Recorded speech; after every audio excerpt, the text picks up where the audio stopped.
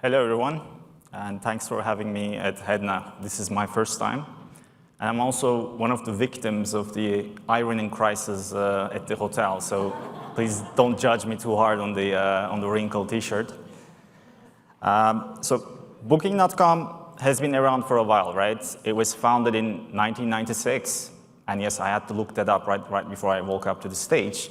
And for about 25 years, Booking.com has stayed pretty much irrelevant in the payments and the fintech space. So my name is Mithat, and I head up the fintech B2B team at Booking.com. And today, I'm going to talk a bit about our fintech journey, especially in the recent years, and share also a few insights about how we're thinking about the future as an OTA that wants to really go way beyond what it does in the fintech space. So in the traditional business model of Booking.com, which is what we refer to as agency model, there's simply no payments. So the customer would make a reservation on Booking.com, but the payment will take place between the hotel and the customer directly. So what that means from a hotel perspective is hotel is on the hook in case something goes wrong.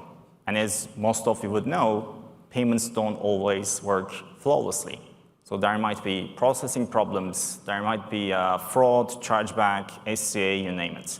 So in the traditional business model, basically we're putting all of that on the hotel. Whereas with the payments by booking model, Booking.com basically puts itself between the customer and the hotel. So in addition to making the reservation on Booking.com, the customer would also pay directly to Booking using one of the payment methods that we offer. And at the end, the hotel would get paid from Booking.com as opposed to getting paid from the customer. And the macro difference between the two from the hotel perspective is the hotel will get a payment guarantee when it's the payments by booking model. So in the recent years, there was a really major shift from the agency model to the payments by booking model. So in 2018, we were about 10% with the payments model. So only 10% of the reservations volume on Booking.com would utilize our payment solution. Whereas fast forward to 2022, that number became 37%. And of course, this is also interesting from a volume perspective because as one of the largest OTAs in the world, the amount of money that we will be moving would change really significantly once we play with the volumes in this way. And this trend also continues in 2023, right? So as of June 2023, we are at about 46%, if I recall the number correctly.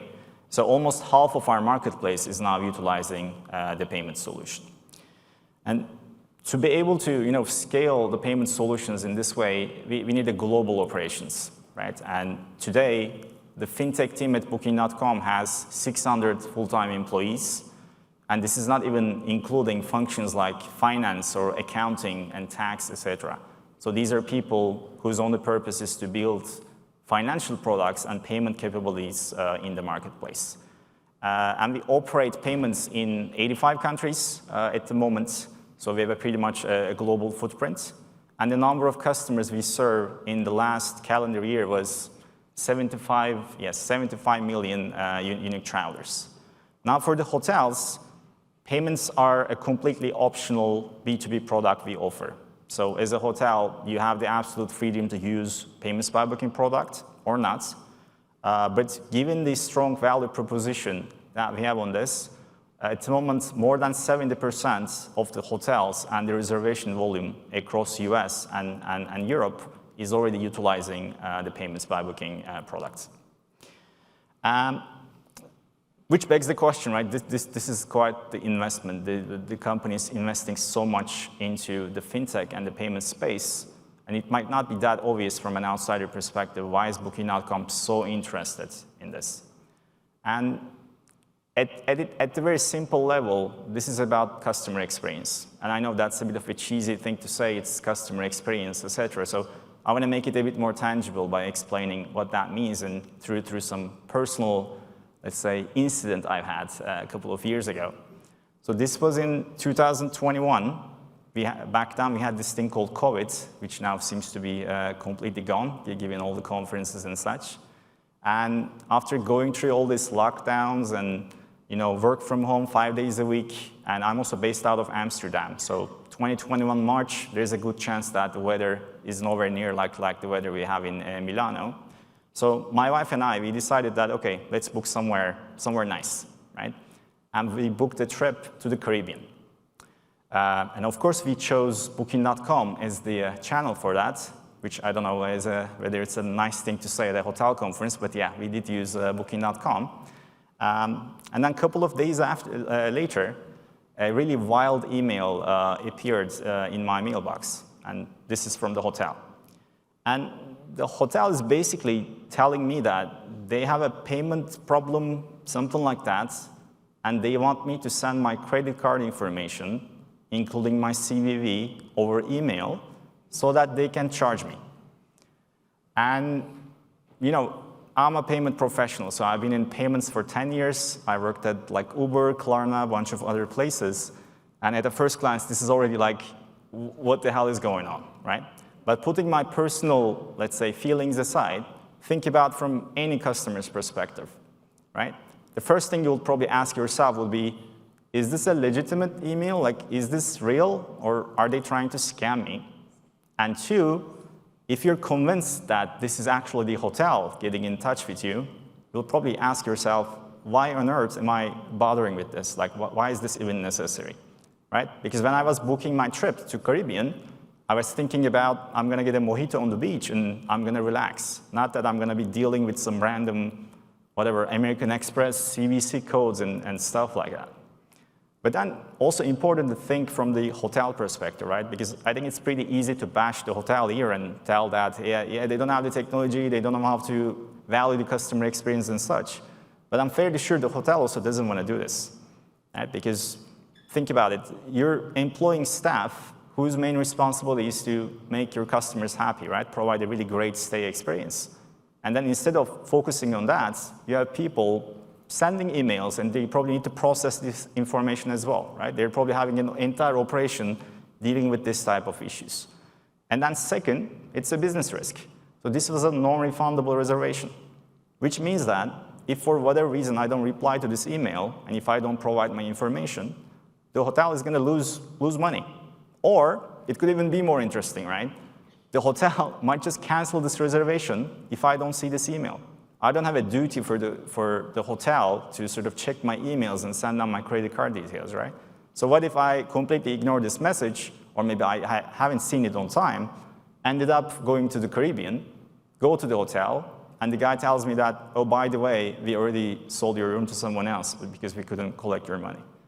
And then we will be preaching about customer experience this and a great travel experience and all of that stuff. So I really find this,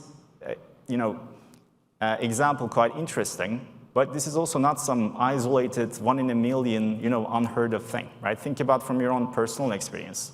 You go to Latin America, you go to Asia, you want to pay, while you're checking in, for example, they ask for your card, and your card gets a decline because your bank thinks your card got stolen, and you need to call your bank at probably 5 a.m. European time or the US time to get someone to answer, hey, it's actually me, right? Please make the transaction go forward.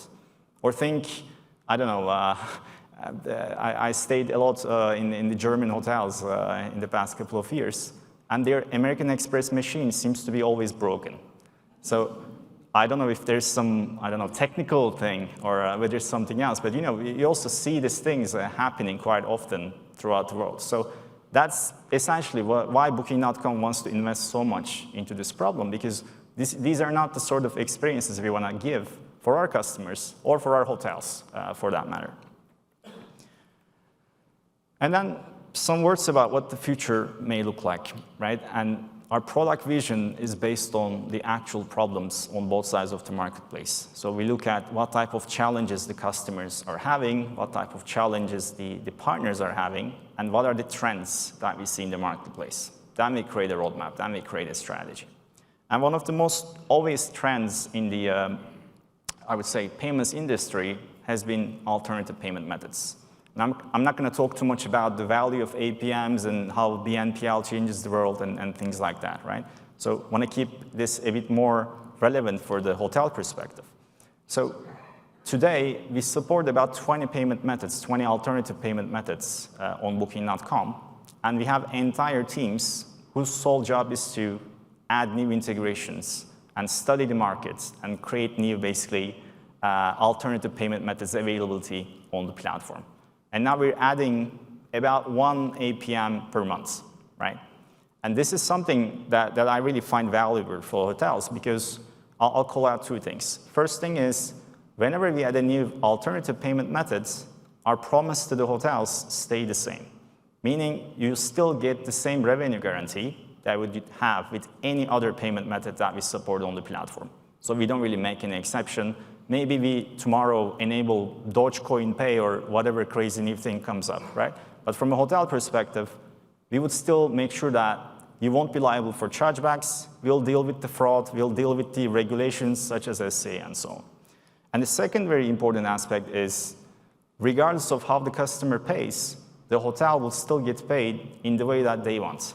So when we enable a new payment method, practically, as a hotel, you don't even need to know that we enabled the new payment methods, because we would translate that transaction to something that you want to receive, whether that's a virtual credit card or whatever else that we might kind of come up with.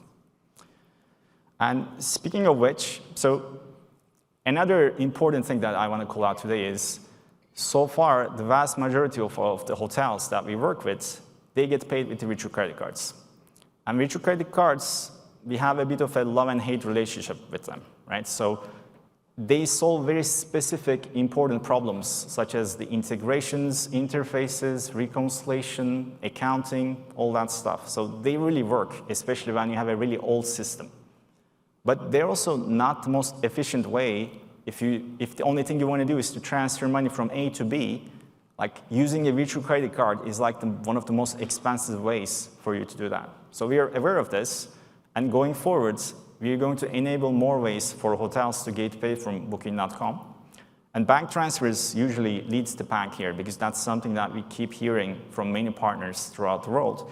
And it's not that bank transfers is like this revolutionary thing that we're going to come up with, right? But it has a very significant problem today with regards to the cash flow. So when hotels get paid with a bank transfer from pretty much any OTA in the world, they actually get paid only after the guest checks in. And if you're selling a non-refundable reservation, let's say today, right? In May, you're selling, or sorry, in June, you're selling a non-refundable reservation for August. It means that you'll have to wait until August to get your money, which simply doesn't work for the vast majority of the hotels. And it's one of the main reasons, in addition to the technical complexity, is that they stick with the VCC. Again, my call out is not that we're going to make VCCs disappear. I'm sure there's someone from MasterCard here, so don't want to really freak them out. VCCs will still be available. It's still going to play an important role. But my broader point is that we're going to give more tools, more flexibility for partners that want to use different, maybe more efficient methods going forward. And speaking of cash flow, right? One of the maybe more interesting areas that we are stepping into as Booking.com is going to be about financing. We know that travel is one of the most seasonal businesses out there, and most hotels and accommodation partners, they get the vast majority of their earnings during a very small window, right, during the high season. And in the low season, there's pretty much no or little to no revenue. So we know this, and looking at the capabilities that we have on Booking.com, and given also the new scale that we have with payments, one thing that we're exploring right now is to be able to offer financing solutions to our accommodation partners. Because we believe that we are in a really good position to offer something that is more flexible, faster, and more convenient than the alternatives. And we know the alternative being the traditional bank, where the hotel needs to get there and provide 20,000 documents, and maybe in 2 months, someone's going to approve that and someone's going to wire the money. Instead of that, the experience that we intend to create is the hotel will just tell us how much cash they need, and they'll let us know what's their speed of repayment appetite looks like. Do you want 10% of your future sales to be used for the repayment, 5%, 20%, whatever you name it? We're also going to test these things, of course. And then we want to make the funds available on the very same day. And this is not some 20 years into the future thing, so also glad to kind of make that note. This is going to go live next week. to a select number of partners in Europe. So really looking forward to what the adoption looks like and what the partner feedback is going to look like. And our intention is to scale this across Europe, US, and other markets in the upcoming period. And then last but not least, connectivity. So this has been a topic that we've really ignored. I think I would say across Booking.com, but don't want to really talk too much about Booking.com. But more specifically within payments, we really haven't made the necessary efforts to enable third-party providers to tap into our payment solutions. What I mean by that is hotels, at least most hotels that we work with, they understand the value of payments. They want to jump on it, but it always comes back to how do I manage the configurations? How do I onboard my properties? How do I set the configurations and all of that? And these things, unfortunately, are only enabled through our blue, very complicated extranet today. And for the future, one thing I wanted to call out is we're changing how we think about this problem. And we're really fundamentally shifting our thinking to how do we enable these functionalities across any channel that the partner wants, rather than making them go through the extranet every day. And yeah, so that's it for my monologue today, and looking forward to meeting some of you and continuing the discussion in the chat in the following session. Thanks for having me.